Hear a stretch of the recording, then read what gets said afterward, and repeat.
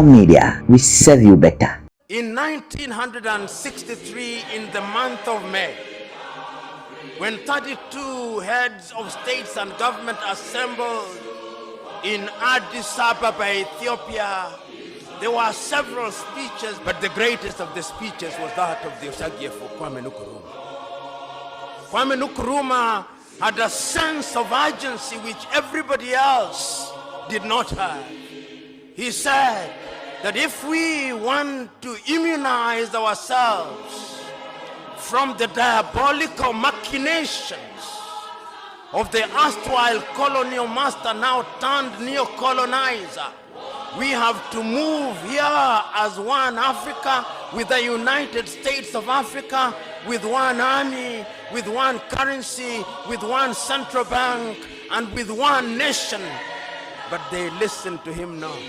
How can the person who led us to struggle for the right to elect our own leaders become a dictator?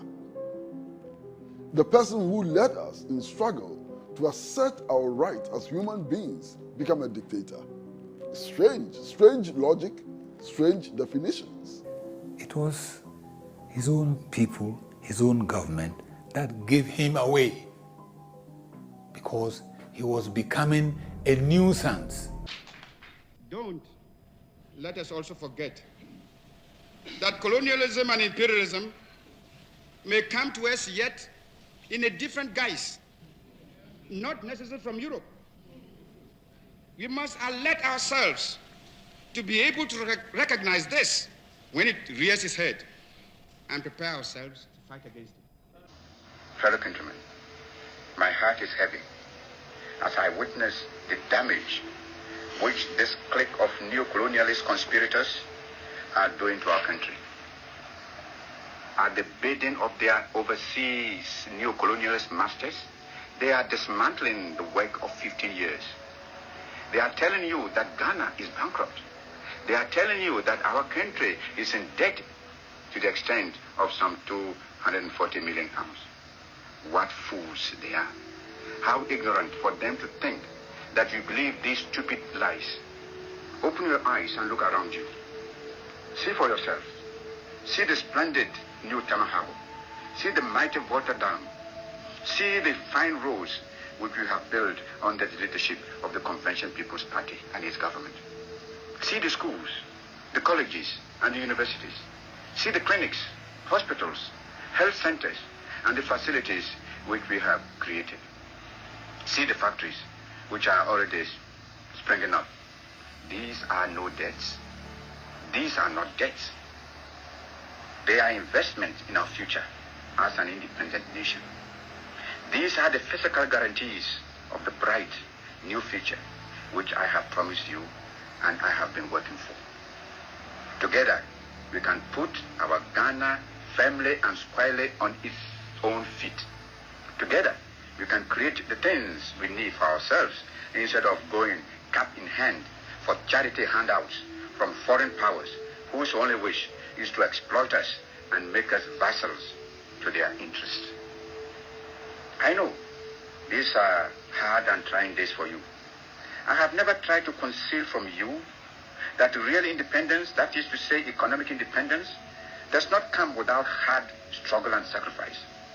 Unlike the cheats and deceivers, the liars and traitors who are now trying to lord it over you, I have never promised you any easy road. I have respected your good sense, your capacity for work, your pride in yourselves, and your sense of national dignity.